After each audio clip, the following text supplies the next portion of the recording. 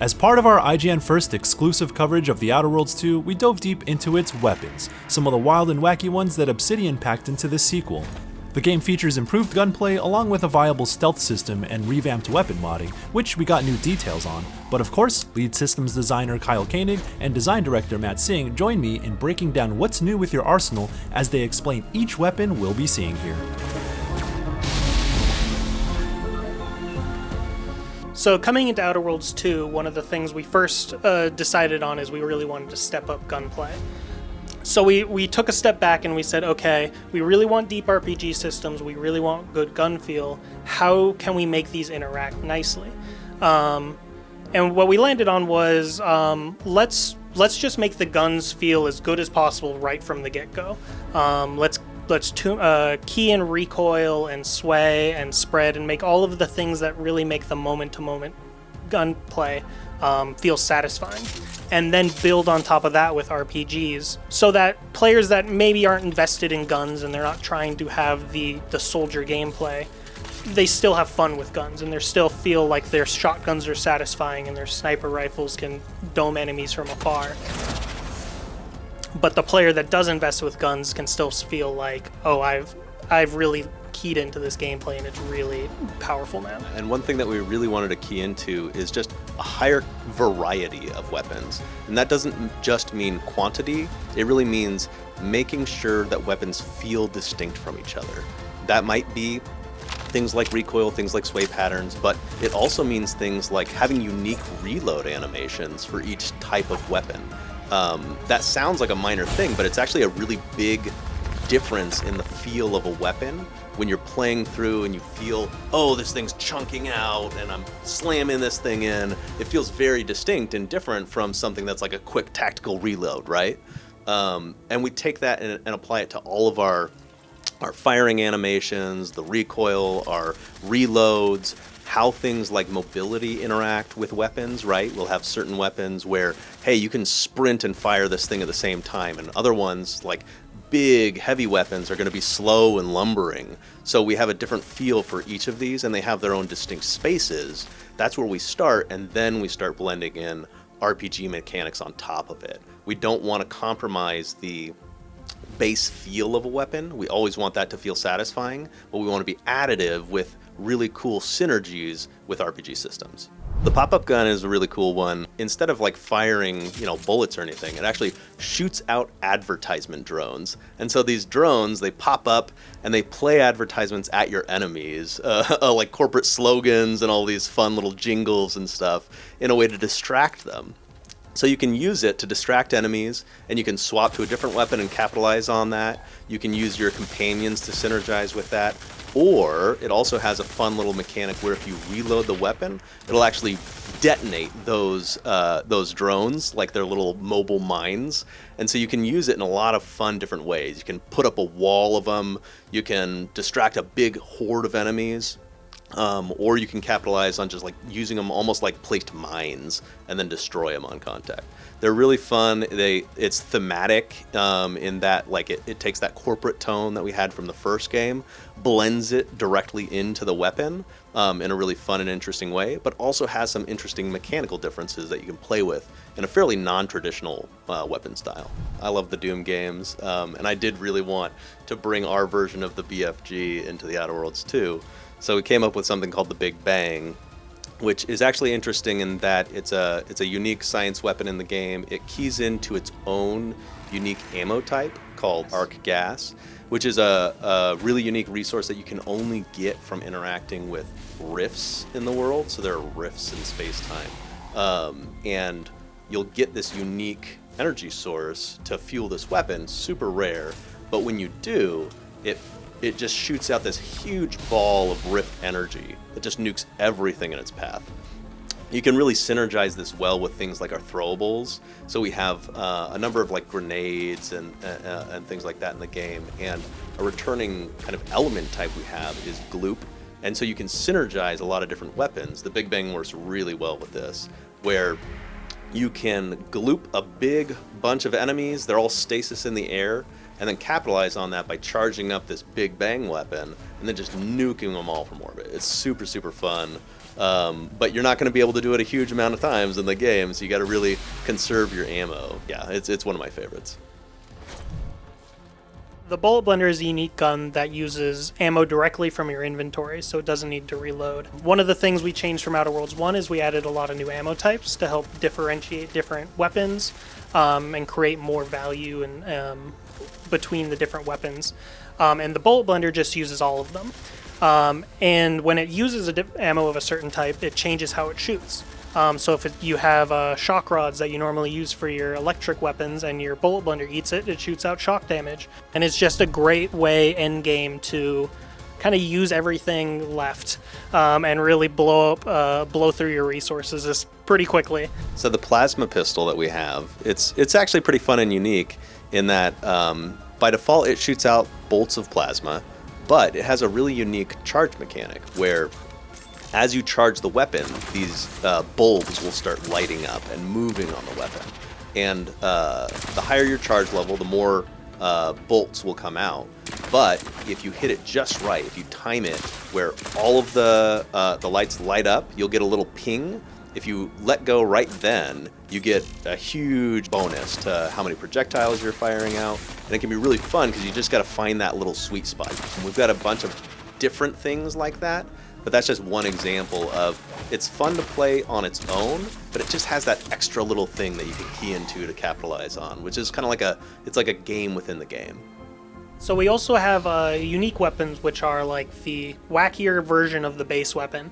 And one of our sniper rifles, the unique version is called Planet Killer. And it's a giant plasma weapon with a giant hand crank to reload it that you can charge up and just fire out massive damage with. There's a bulb in front of it that lights on fire as you charge it up to help communicate that, and it's probably the single way to, outside of Big Bang, to deal the most damage with a single shot. But it'll come with a penalty, right? It's got a huge reload time, the charge time's quite a bit, and it's super loud.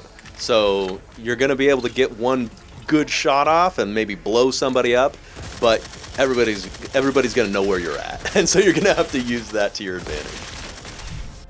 One of the things that's really cool about what we're doing with weapons in general is, yeah, we've got our base weapons, yes, we have unique weapons, but we also have the ability to mod all of these weapons in interesting ways. And so you can take a base weapon that might actually have more mod slots, so it has a little bit more flexibility with it, and find a bunch of mods that could apply to it, or you could take a unique that essentially has one of those slots reserved with its own cool, unique properties, but still layer on some amount of mods to make it your own. And you can make some really interesting builds just by mixing and matching those. In the Outer Worlds 2, we've taken an approach where every weapon has a unique suite of mods that apply to that weapon only. And so the reason why we do that is to be able to key into key differences and things that make that weapon shine and feel really unique. And so we do things like we showed you the other day, where you can take, say, a base shotgun. We have a triple barrel shotgun. It's got 3 barrels that you can load in shells and smash people with.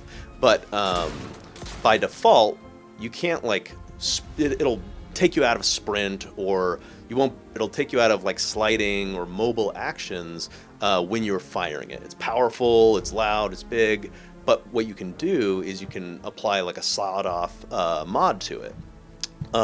That will do a number of different things, but one of the key elements is that it really increases the mobility of the weapon. Now that it's lighter weight, you can sprint with it and fire while you're sprinting. You can slide and fire while you're sliding. That can make some really fun gameplay where you like use that with TTD, so you're sliding through something, shooting somebody along the way, double jumping and mantling over something while you're shooting down on somebody. It just makes it feel vastly different than the base experience that also felt good, but these mods can really change the gameplay space of our weapons. Yeah, and we have these for both ranged and melee weapons. Melee players can apply grips to their mod that when they take out someone from stealth, they automatically get camouflaged, so they can just immediately go on to the next person and take them out. Or if they have a big heavy melee weapon, they can put on a mod that allows it so their power attacks shoot a shockwave and hit enemies behind them. So there's really a ton of customization in both the weapons and armors and headgear, which also have their own mod slots. For stealth builds, at the beginning of the game, you're going to find that the only thing that's really silent or quiet is melee weapons. So you have blades and other various one-handed weapons that you can sneak up to enemies and take them out in one hit, and investing in skills further increases your ability to take people out. You can mod that further with, as mentioned, grips that grant camouflage and or increase the amount of power attack damage you deal from stealth. And then you can also, if you want to be a stealthy range character, you can find various silencers that make your pistols silent, so you can use those to take people out from afar. Even silent sniper rifles. We even have a silent shotgun as a unique in the game that will instantly disintegrate anyone it kills. Last Whisper, so no one can find the body afterwards. We wanted to broaden the toolbox for stealth players. Some of the ways that we did that are adding things like distraction devices, so now you can manipulate patrols. We also have some interesting stuff where when you're in stealth, we give you a damage preview. So this shows you on the enemy's health bar how much damage am I going to do with my stealth attack. This is really important for stealth players, especially in a role-playing experience, because you want to know, am I going to one-shot this enemy, or am I going to do a lot of damage but start combat, right? And that's super important. So we expose that to the player, and it modifies based off of the weapon that you have, the charge state of the weapon. If you're going to go in for like a power attack, we'll show you, oh, okay, you're going to do increased damage while you're in power attack. Maybe you want to start combat with that. We have additional tools for stealth players like our N-ray gadget, or N-ray scanner, that allows you to see through walls. We have things like our mini-map system that we've implemented, so you can actually see where enemies are and start gauging where patrols are, and start managing kind of your space versus theirs, which can be super helpful.